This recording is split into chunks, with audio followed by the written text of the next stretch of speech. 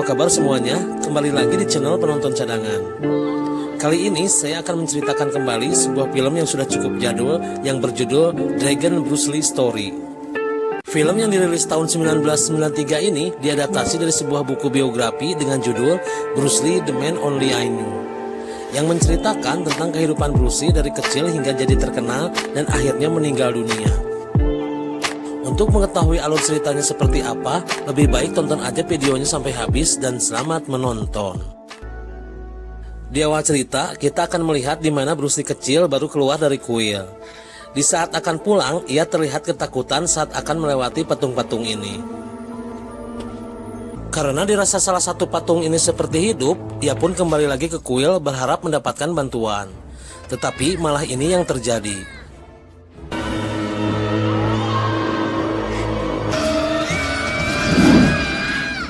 Ternyata ini hanyalah sebuah mimpi buruk seorang ayah kepada anaknya.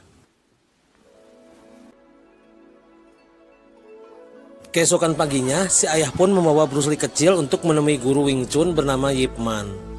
Dari sinilah semua perjalanan hidup Bruce Lee dimulai. Sampai sekian lamanya waktu berlalu, Bruce Lee kecil pun terus berlatih dan tumbuh berkembang menjadi seorang pria dewasa. Some of them will be more than just men. Lalu cerita beralih ke sebuah pesta, di mana di sini datang sekelompok pelaut untuk mencoba melecehkan seorang wanita muda yang dipaksa untuk berdansa. Tak lama kemudian, secara kebetulan Bruce Lee yang sudah menjadi dewasa pun datang untuk menghentikan ulah para pelaut ini, hingga terjadilah perkelahian.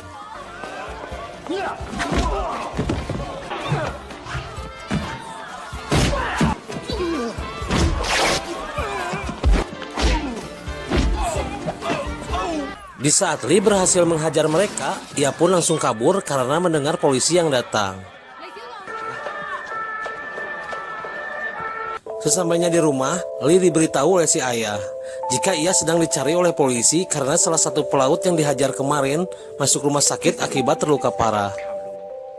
Untuk menghindari Lee jadi tersangka kasus ini, si ayah pun menyarankan agar Lee segera pergi meninggalkan Hong Kong untuk selama-lamanya.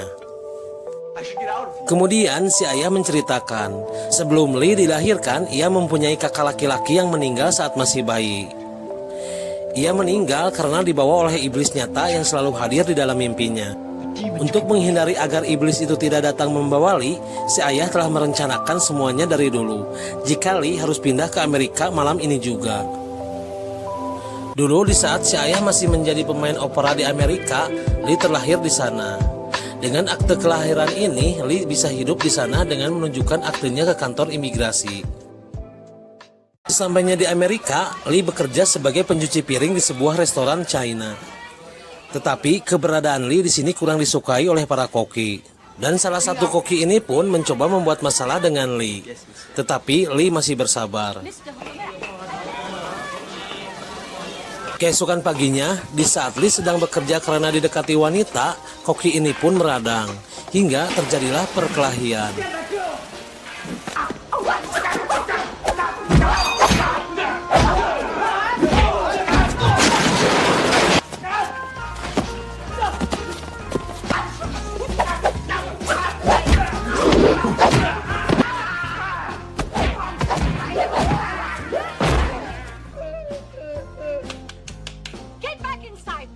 Setelah perkelahian tadi, akhirnya Lee dipanggil oleh Nona Yang.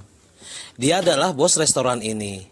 Kemudian ia pun memberikan sejumlah uang sebagai gaji pertama dan terakhir untuk Lee.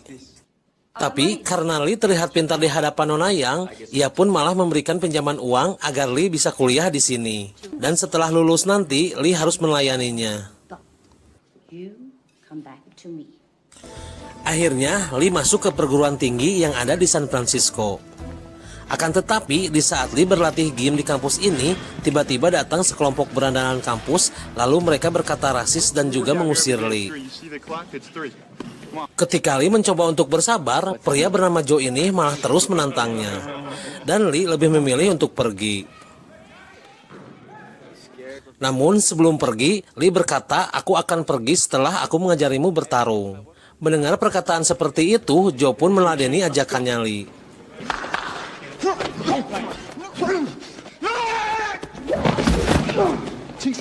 Hingga di tengah pertarungan ini, Lee pun diserang oleh banyakan.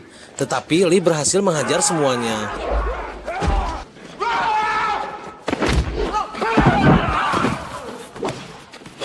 Sesaat Lee akan pergi, kemudian datang dua orang tadi lalu meminta kepadanya untuk dijadikan sebagai murid.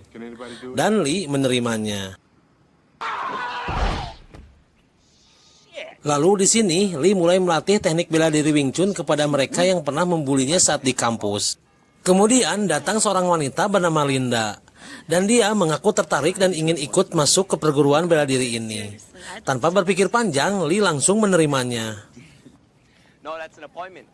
Keesokan harinya, di sini Lee akan mencoba mempraktekkan teknik sparring yang sesungguhnya. Karena di sini sudah ada Linda, ia pun diminta Lee untuk melakukannya. Tetapi Lee di sini mencontohkan jika hal utama dalam sparring adalah fokus. Dan barusan Lee kalah fokus oleh Linda, sehingga dengan mudah ia pun dibanting olehnya. Di saat yang lainnya terus berlatih, di sini Lee malah mengajak Linda untuk berkencan malam ini juga. Di malam harinya, mereka pun pergi berkencan ke bioskop untuk menonton film komedi. Tetapi di sini Lee malah terlihat murukusunu tak tertawa sedikit pun. Karena dirasa tak menyenangkan, Linda pun lalu mengajak Lee untuk pergi. Keesokan paginya, Lee mengajak Linda ke sebuah tempat kumuh untuk dijadikan tempat berlatih yang bernama Lee Junpan Kung Fu Institute. Beberapa minggu kemudian, tempat ini pun disulap menjadi lebih baik oleh Lee. Hingga dari waktu ke waktu, muridnya pun semakin banyak dan berkembang.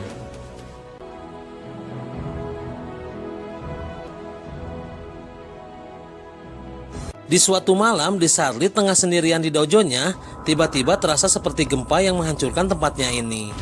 Kemudian datang iblis yang pernah diceritakan oleh ayahnya.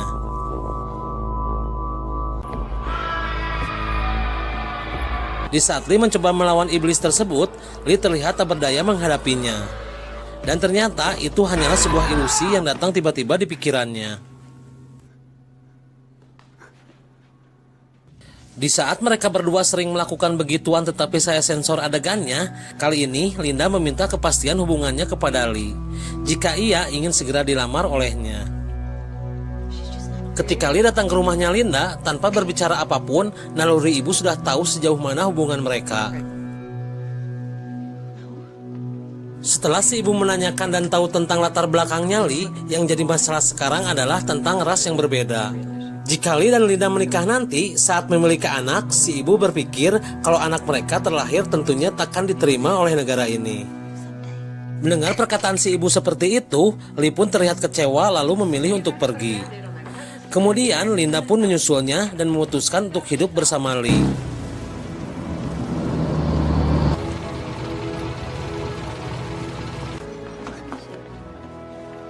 Singkat cerita, mereka berdua pun akhirnya menikah.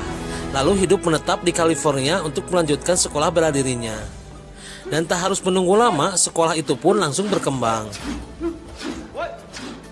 Kemudian datang seorang anak kecil lalu memberikan surat kepada Linda. Dan isi surat itu berupa undangan dari Asosiasi Bela Diri Cina yang ada di Amerika. Sesampainya di tempat ini, Lee ditegur atas nama Persatuan Bela Diri Cina karena telah melanggar kode etik dunia persilatan Cina. Karena telah mengajarkan budaya negara Cina ke semua golongan baik itu kulit putih ataupun kulit hitam, yang menurut mereka itu adalah musuh negaranya. Kemudian Lee menjelaskan jika mereka bukanlah musuh, dan sudah saatnya kali ini Lee mengenalkan keindahan budaya Cina yaitu kungfu. Akan tetapi para ketua ini kekeh tak setuju dengan itu. Apabila Lee tetap berdagong seperti itu, maka ia harus mengalahkan semua ahli bela diri Cina yang ada di sini. Sebelum Lee bertarung, di sini ada muridnya yang bernama Jerome, memberitahu Lee agar berhati-hati menghadapi petarung bernama Johnny, karena dia sangat jahat dan licik. Dan pertarungan ini pun dimulai.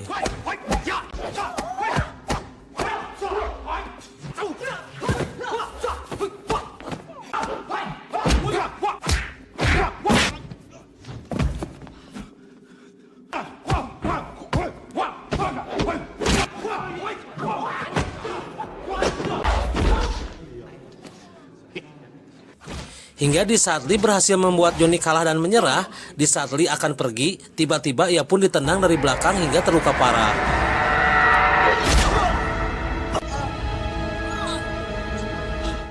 Karena kejadian ini, akhirnya Lee dibawa ke rumah sakit untuk mendapatkan perawatan intensif. Dan di sini Linda marah kepada Lee karena tak memberitahunya jika ia akan bertarung. Dan untuk kedepannya, Linda meminta agar Lee merubah semua perilaku egoisnya. Karena sekarang Lee tidak hidup sendirian.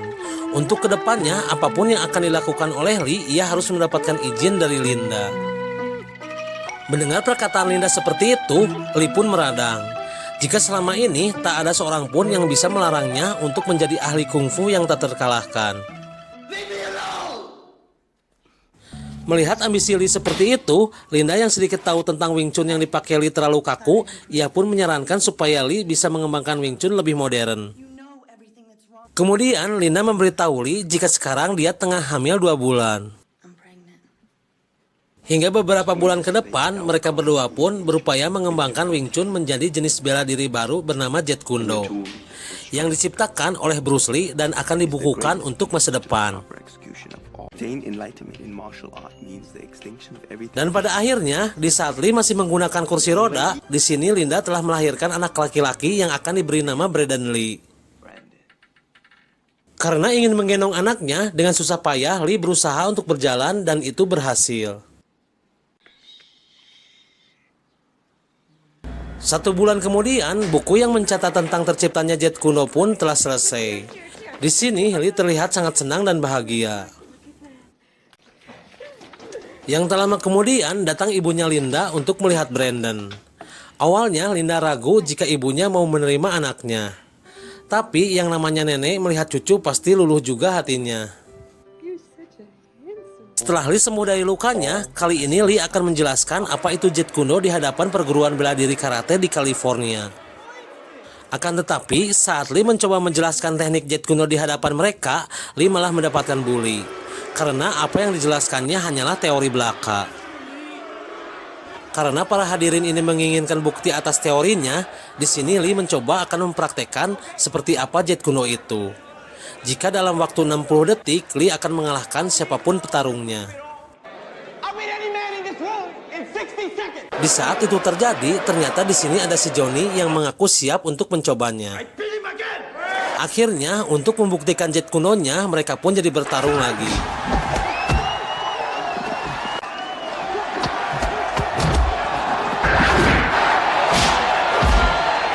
Dan benar saja, sebelum 60 detik, Lee berhasil mengalahkan si Johnny.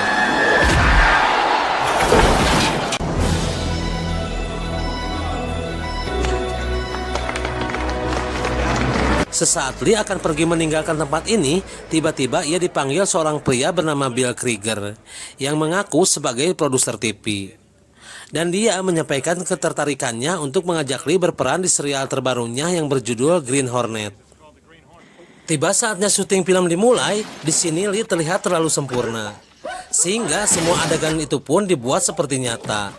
Yang membuat para kru pun tercengang melihatnya. Di malam harinya, di saat Lee dan Linda tengah menonton film di TV jadul, tak lama kemudian Lee ditelepon seseorang yang mengabarkan jika ayahnya telah meninggal. Di saat upacara pemakaman dilaksanakan, Lee sangat terpukul atas kepergiannya. Dan bayang-bayang iblis itu pun datang lagi di kala mimpi ataupun sadar. Hingga kejadian ini pun diceritakan ke Guru Yip Man. Dan Guru Yip menjelaskan jika iblis itu hadir di pikiran saja. Jika kau tak melawannya, maka iblis itu akan terus ada. Di saat Lee akan pulang menaiki kapal laut, di sini terlihat beberapa orang mengejarnya. Setelah diketahui, ternyata orang ini adalah seorang produser film di Hong Kong bernama Philip Tan. Karena Tan tertarik dengan aktingnya Lee, ia pun menawarkan peran utama untuk Lee di dalam filmnya. Dan memaksa Lee agar jangan pulang dulu ke Amerika. Keesokan paginya, Shin berpindah ke Thailand untuk mengerjakan proyek film yang berjudul The Big Boss. Akan tetapi, di saat role action dimulai, ternyata pemeran lawan di film ini adalah adiknya si Johnny. Dan dia berniat akan membalas dendam atas kekalahannya. dishonor my family. Sehingga perkelahian asli pun terjadi.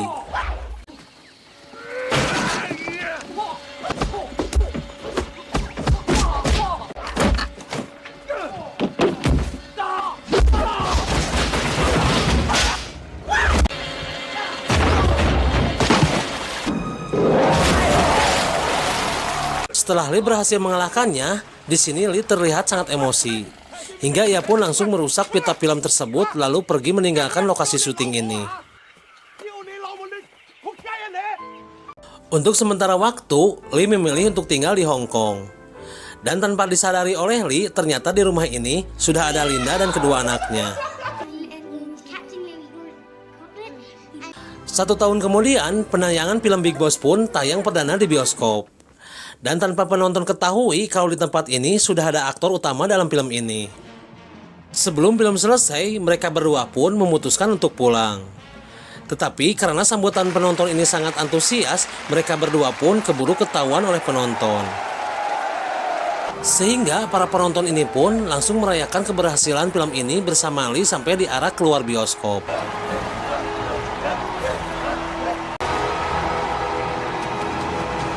Karena Lee sudah dikenal di Hong Kong sebagai aktor laga, di setiap tahun pun ia terus memproduksi film di mana ia sebagai pemeran utamanya. Di suatu malam, di saat Lee tengah membuat skrip alur cerita film, tiba-tiba datang Bill. Lalu mengajak Lee untuk berperan di film Hollywood yang diberi judul Enter the Dragon. Dan jika ini terjadi, maka ini merupakan debut pertama Lee bermain film di kancah internasional. Saking sibuknya Lee mengejar popularitas, ia pun harus rela kehilangan waktu terbaiknya bersama keluarga. Dan kali ini, Linda memutuskan untuk pulang lagi ke Amerika. Setelah dipikir lagi tentang keluarganya, akhirnya Lee bercerita kepada Tan jika ia akan pulang lagi ke Amerika karena jika terus di sini, Lee bisa kehilangan keluarganya. Kembali lagi ke tempat syuting. Di sini, Lee tengah berakting untuk film berjudul Enter the Dragon. Namun, di saat itu berlangsung, Lee dibawa masuk ke alam bawah sadar pikirannya jika ia sedang berhadapan dengan iblis yang selalu menghantuinya. Hingga ia pun diperlihatkan dengan tanggal kematiannya. Sesaat itu terjadi, tiba-tiba datang Brandon mencoba menghentikan iblis ini. Ketika iblis ini balik menyerang Brandon, Lee terus berusaha untuk melawan dengan menghilangkan rasa takutnya. Dan akhirnya Lee berhasil mengalahkannya.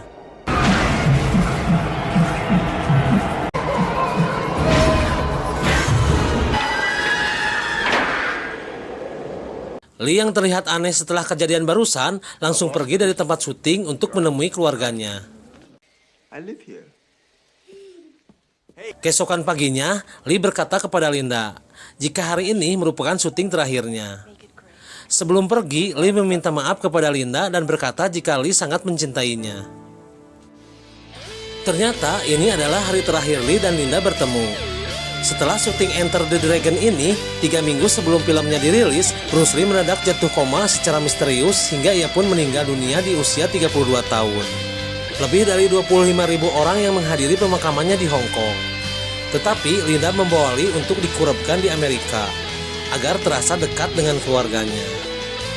Di akhir film ini saya ucapkan dan film pun tamat.